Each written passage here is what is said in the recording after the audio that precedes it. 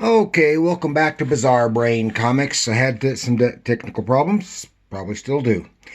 Yeah, and we were talking about King Kong, 1968, reprinted in the late 70s, an adaptation of the 1933 movie.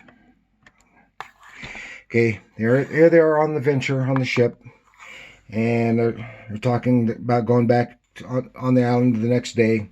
Yeah, and then Anne goes out on the deck, and she's kidnapped by the natives, but it's not discovered. Uh, uh, Driscoll is talking on the deck. They find a bit of the native jewelry. They notice she's missing, and so they take off. There they are. Very good composition here, and good description. You see them lowering the boat. It's probably a very accurate davit pulley system there. Look over here, you can even see the intricacies of the winch. That's winch, lowering the boat. And they're leading the girl through the forest to the big wall at the gate, and they take her in. There they are, all bowing, they're all cowering and everything. They're all frightened of their great god Kong. Here she is being tied up. And then they sound as the drum sounds, her captors run for their lives in stark fear. A giant roar, a rumble that trembles the earth, erupts across the island. The terror behind the wall approaches. King Kong. And then, good storytelling here, yeah, because you just like in the movie, you can hear it, you can hear the approach, and you see the shadow, and she's horrified, and what she sees looming over her freezes her blood, and she screams all through the rest of the movie. And here was our first actual view of Kong. Awesome. And he grabs her and takes her away. And it's a good image of the gorilla, of the ape. And the men come in and they start shooting, trying to free her. I was walking off into the forest, and they take off. They're going to chase them down and try to see what they can find. Jimmy, you carry the gas bombs. We're going to need them. They're going off into the jungle, into the forest.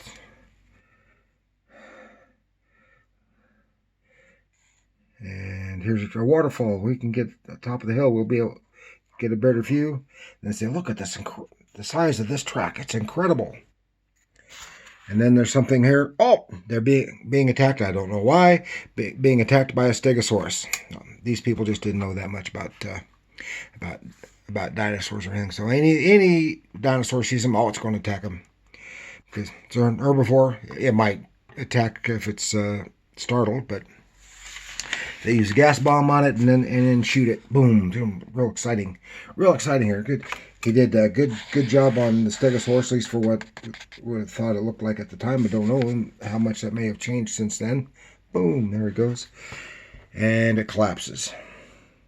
That's a good, like I said, all good shots right there. Good images. And then they finish the sucker off. Like, there's no need to kill it, but they do anyway. I would expect these are white men in the jungle in the 1930s. If it moves, kill it. And they're still tracking Kong. Got to the lake or swamp. They build a raft, and they're pulling themselves across. And then, easy now. Keep your weight toward the center. We're halfway across. I've struck bottom. It can't be. We're a long way from shore. Here, a monster. By the power, a sea monster. And some kind of not ichthyosaurus, plesiosaur, some kind of plesiosaur type thing here, and it attacks them and capsizes them off on a rush. Now, I just rewatched the movie, and they used a brontosaurus or an apatosaurus, but at that time they would have been called a brontosaurus. And said that doesn't make sense, and it doesn't make sense. They're like being capsized, but very Look at this panel. Oh, good, exciting shit, man. Good, exciting stuff here. With savage fury, the monster surges upward, tearing the raft to bits. Are you okay, Jimmy? Yeah, but I lost the gas bombs. Yeah, I lost the bombs and their guns, and they're being... Because in the film, the thing chased him halfway through the jungle and still chomped on people. It's an herbivore. It wouldn't have had any reason to. And it had no reason for it to have been in the water. It might have had difficulty getting around in the water. But at that time, they thought the Brontosaurus/Apatosaurus supported its weight partially by being in water. They just... Yeah, there they come across Kong. Still got the girl. And he turns to confront Triceratops attacking. I don't know why. Yeah, but this is good. This is some good action here. Sets her off to safety, picks up a giant boulder and tosses it at the lead Triceratops. Crunch. And then, oh, this is some great action. Great. Because he was always good at doing jungle foliage. Any backgrounds he was great at doing. And such great at human anatomy, and that translated well to the simian anatomy. What can I say? Gioliti was just good. And here we go. He crosses this chasm here, and then the guys have to cross on the log.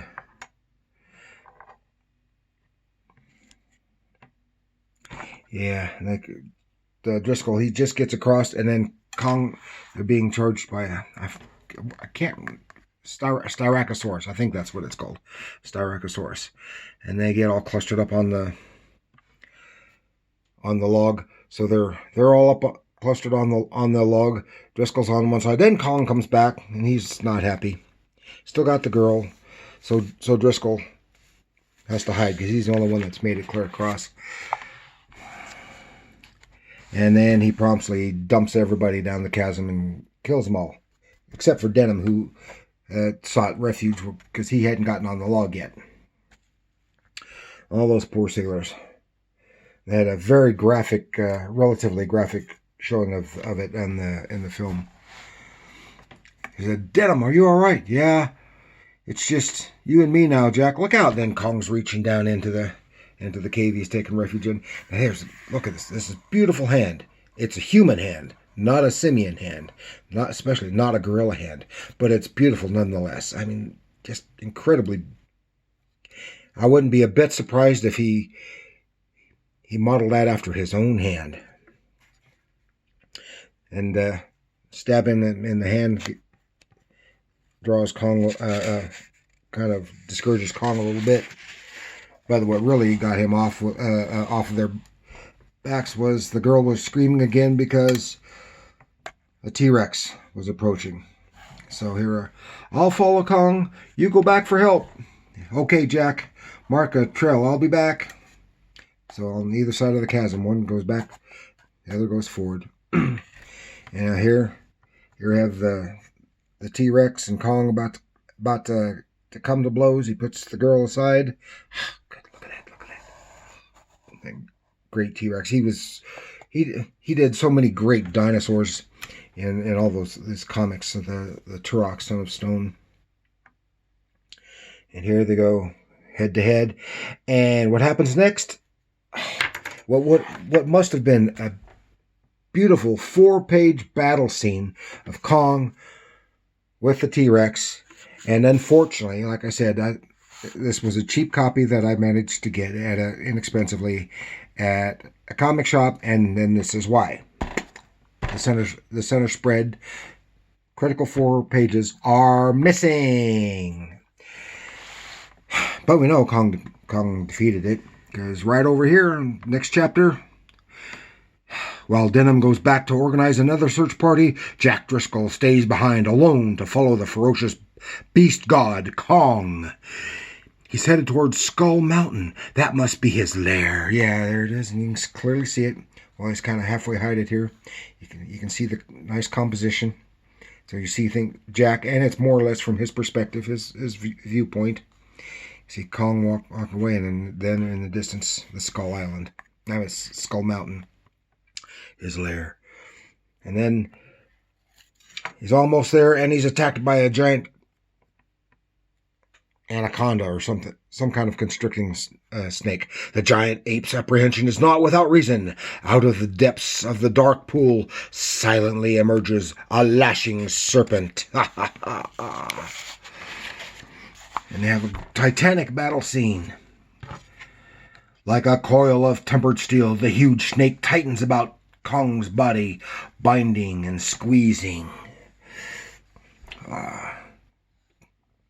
Great conflict, and then tosses the snake aside. Then he finally gets back up to his lair in the mountain. Jack is followed, and he gets up there until he reaches the cave of Kong. He catches his breath and is just inches away. But something else has spied Anne. High above, a flying reptile circles. It's a pterodactyl. Have good conflict here with the pterodactyl, not as long as some of the others, but it was very spectacular in the movie. In fact, here is the only panel that I can identify as having come directly from a still from the movie. And this battle with Kong and the pterosaur, and then Jack and Anne get away, but Kong throws the dead pterosaur aside, and all they can do is jump into the river. Woo! It's quite a jump. Splash in, and now while Kong tries to reach them, but he can't, they get swept down river through a tunnel, and they follow it all the way the river. Take the river back all the way, almost back to the gate. Some nice stuff there. And they get back. Yeah, this is, speaking of last one, here's one. It's real nice. Jack carrying the girl. There's the gate. They're waiting for us. Oh, Jack, we're safe. It's Jack. He's got Anne. They get back in there. Says, now where's Kong? That's what I came for, and I'm not leaving without him. Are you crazy? Can't you leave well enough alone? Let's get out of here while we still can. No, when I start something, I finish it. The beast will come for beauty, and when he does, we'll be ready with bombs. Then Kong comes and smashes through the gate. All the natives have gone wild and fleeing in terror. Crashes through the gate. Oh, there's a spectacular scene right there. Look at all those. Oh, look at all those figures. And very dramatic, very dynamic. Kong smashes through the gate. Probably it's even more dynamic than what was actually in the movie. And he smashes through tromping through the village, killing who knows how many people in this. And they're still following them because he's trying to get in. Still following them. Here they are. Get to the beach. And then he starts throwing the gas bombs. Kablooey, kablooey. Yeah, there he goes. And it gasses him. Passes out. And it's victory. Kong is subdued because he's passed out. It says,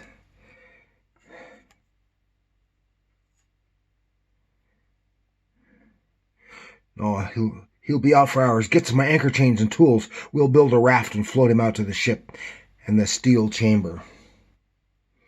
Still no real explanation how they managed to get him back without tearing the ship apart. But here we are a few months later. Times Square. King Kong, the 8th wonder of the world. Here they are backstage. Going to be making Kong's debut. Like this is really nice here. The very casualness of it. It's wonderful. And here we got the reporters, and he's really playing up the heroism of Driscoll and the girl. Don't drag me into this mess. Daryl's the real story. Without her, we'd never have gotten near Kong. Beauty and the Beast. Boy, what a headline. That's the story, boys. We came here for pictures. Where's Kong? You'll get your pictures right on stage. So just Denim leads them out to the stage. Oop. Leads him out to the stage. And there they raise the curtain. He goes and introduces himself to the audience. They raise the curtain and people are aghast. There's some great expressions. All of them. The lady, all these men. Some great expressions. One thing I noticed that frequently Gioliti did not have ruled borders. He left the line out, and he did the color a lot of the coloring himself. Maybe he didn't color this. I don't know. So that the color just came right to the edge where the border would be, but he often or usually didn't draw hard borders like that. Don't be alarmed, folks. Nothing can break those chains. And now let me introduce Miss Ann Darrow, who was captured by Kong. Yeah, she's kind of leery about the whole thing. Audience is shocked. There he is. But Jack, take your arm away. He thinks you're hurting her. He's breaking free. The beast is going wild. I don't blame him. I don't blame him at all. That's good. That's good. In fact, that's probably more dynamic than was actually in the movie. Yes, there he is, crashing through a cage, which in the movie he didn't have a cage. Oh, look at this. Look at this right here. You can see his eyes right here. You can see his eyes right on Anne. Right on Anne, right there. That's good. And that's marvelous work. And again, here when he smashes through this wall out of the theater, beautiful, more dynamic than the movie. And here, while they've gone to hide away in a hotel room, and Kong he sniffs around, finds them, and then grabs her. Off he goes. Then he goes through the city, and here he is, climbing the Empire State Building. Cops trying to keep the people back. Nice interpretation of the Empire State Building. Here's the Chrysler Building. He probably just looked out his own window. Says, "Yep." There's Kong up on at the top of the building. Bong pounding his chest. A challenge. They get the airplanes. Jack, we can't get to him, but airplanes can. I'm going to call the army. Yeah, so they got the army airplanes, and here they are, attacking for the climactic scene. Still real exciting. Exciting, nice composition. Nice panel composition. Let's see this. This leads right down into here, right down into these planes attacking Kong. And that leads your eye right back down here where Kong sits Anne down, and then he stands up and he confronts the planes. Oh, another great image right here. Must use a lot of good reference. Like I said, the airplanes, the buildings, great scene. And Kong catches one of the planes, crashes to the ground. They go to the top trying to get. So Jack tries to climb up to save Anne. Anne, it's like Skull Mountain. Remember? Come to me, Anne. Oh, Jack. Actually, this part didn't happen until afterwards, but the stirring at his feet draws Kong's attention, and he watches sadly as Anne slips away from him. Oh, sad. It's sad. He gets her down to safety. And the planes come make one last pass. You can just see kind of this magnificent ape face. It had to be been photo reference there. That was great. Great face. Expression. Anger. Pathos. All that. And here they are shooting one last time, and he collapses. And it shows him boom, boom, boom. Right off. Down, down, down, down, all the way down. Reaching the street, Denham, Driscoll, and Anne rush towards the awesome figure. The planes did it. They killed Kong. The planes didn't do it. It wasn't the planes that got King Kong. What? As always, it was beauty killed the beast. Yeah. And it is a tragic story. And at the time that it was originally made, Kong was supposed to be, of course, the villain. He's just a monster. But no, the true monster and the true villain of the story was Carl Denham. Kong was the victim, as well as all the people who was killed as a result.